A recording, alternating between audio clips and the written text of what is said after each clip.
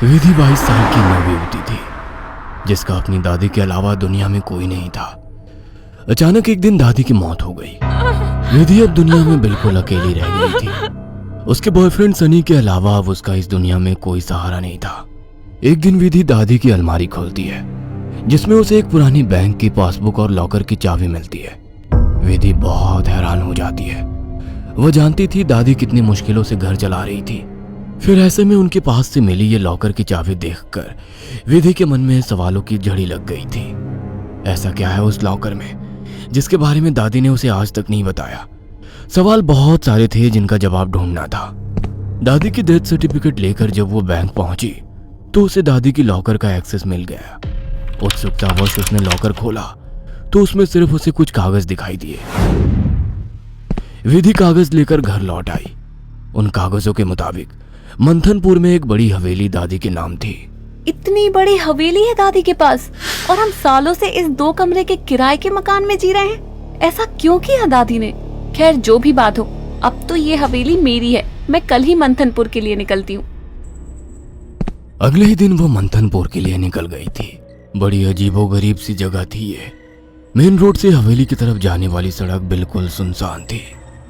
गाड़ी तो क्या, पैदल चलता हुआ भी कोई इंसान नहीं दिख रहा था।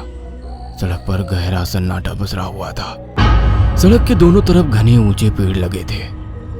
इतने पेड़ पौधे होने पर भी वहां किसी भी पक्षी का कलरव नहीं था। कोई जानवर नहीं। धीरे धीरे अंधेरा हो रहा था। सड़क किनारे लगे घने पेड़ अब जंगल की तरह दिखाई पड़ रहे थे। सड़क पर फैली खामोशी अब विधि को डरा रही थी। कुछ ही देर में वो पैदल चलते हुए हवेली तक पहुंच गई थी। हवेली काफी पुरानी दिखाई पड़ रही थी। ऐसा लगता था कि सालों से वहां किसी ने पैर ही नहीं रखा। हवेली के 500 मीटर के दायरे में गिने चुने ही मकान थे और जो थे वो भी खाली पड़े हुए थे। विधि के मन में कुछ अजीब सी उथल पुथल मची हुई थी।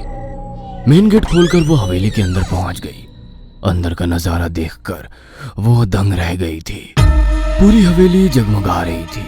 अंदर महंगे फर्नीचर और सजावटी सामान देखकर विधि का मुंह खुला का खुला रह गया था। अरे वाह, ये हवेली तो बहुत वेल मेंटेन्ड है। लगता है यहाँ जरूर कोई रहता है। हेलो, कोई है?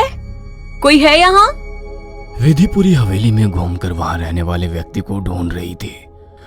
ढूंढते ढूंढते वो हवेली के अंदर आकर देखने लगती है।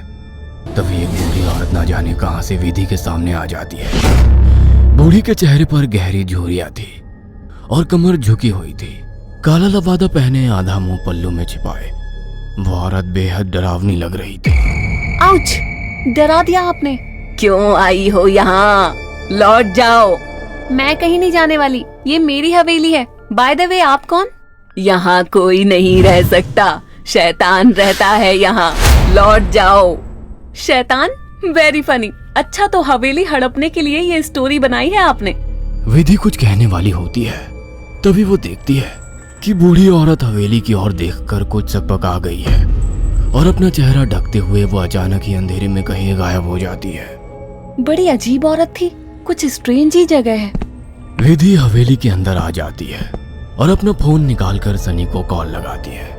हेलो सनी, तुम विश्वास नहीं करोगे, ये हवेली तो हमारी सोच से भी ज्यादा खूबसूरत है। तुम बस जल्दी यहाँ आ जाओ। हाँ, मैं आज रात को ही निकलता हूँ। सुबह मिलते हैं, बाय। अगले दिन सुबह सनी भी हवेली पहुंच गया था। अरे यार, कहाँ फंसा दिया विधि ने। अंदर जाने तक का रास्ता नहीं है। हर तरफ झाड़ियाँ, पेड़ पौधे।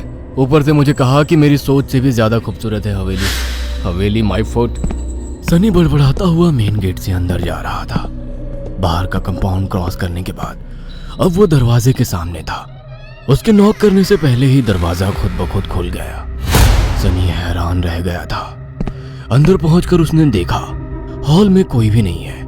विधि को पुकारते हुए वो अंदर बेडरूम की ओर बढ़ गया। बेडरूम के अंदर का नजारा देखकर सनी ने दांतों तले उंगलियां दबा ली। विधि अंदर बेड पर बैठी हुई थी। उसके लंबे बाल खुले हुए थे और उसके चेहरे को ढके हुए थे।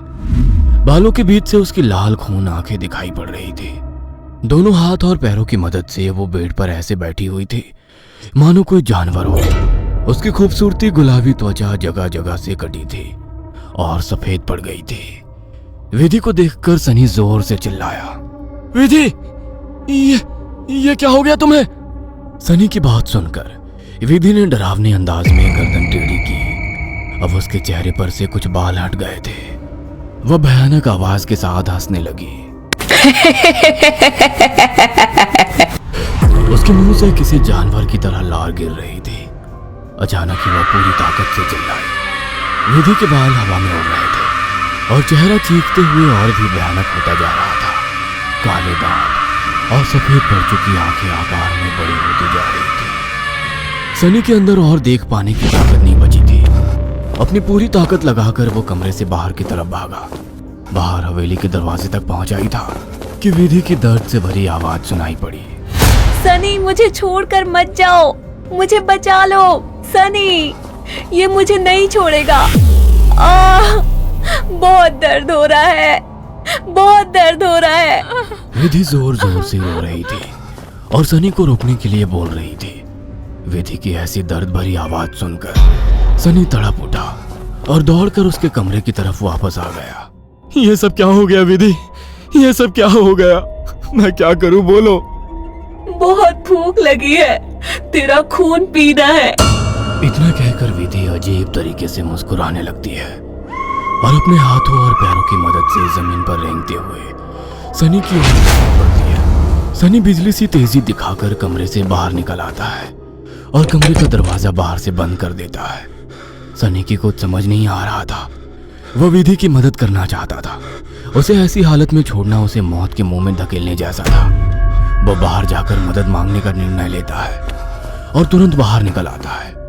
हवेली के अंदर दूर दूर तक केवल सन्नाटा छाया हुआ था। अंदर से रह रहकर विधि की दर्द भरी चीखें सुनाई दे रही थी। मदद की उम्मीद में सनी दौड़ते हुए आगे भागे जा रहा था। तभी उसकी नजर एक चर्च पर पड़ी। चर्च काफी जर्जर हालत में था। सनी इधर उधर देखता हुआ अंदर पहुंच गया। दोनों हाथ आपस में बांधकर वो फूट फूट कर रो रहा था। Please God help me, please. कहाँ जाऊं मैं? किससे मदद मांगू? प्लीज। कोई प्रॉब्लम है क्या? मुझे बता सकते हो? फादर की बात सुनकर सनी सारी बातें फादर को बता देता है। परेशान मत हो डियर, मैं तुम्हें हॉली वाटर दे रहा हूँ। जाकर अपनी गर्लफ्रेंड के ऊपर छिड़क देना। God bless. Sunny holy water लेकर हवेली लौट आया था। उसने विधि के रूम का दरवाजा खोला तो वो दीवारों पर चल रही थी। उसके मुंह से खून बह रहा था और वो जोर जोर से हंस रही थी। दरवाजा खुला देख उसने टेढ़ी सी नजर से सनी को देखा और दीवार से नीचे कूदकर उसकी ओर बढ़ने लगी। सही समय पर सनी ने हॉलिव के ऊपर छिड़क दिया।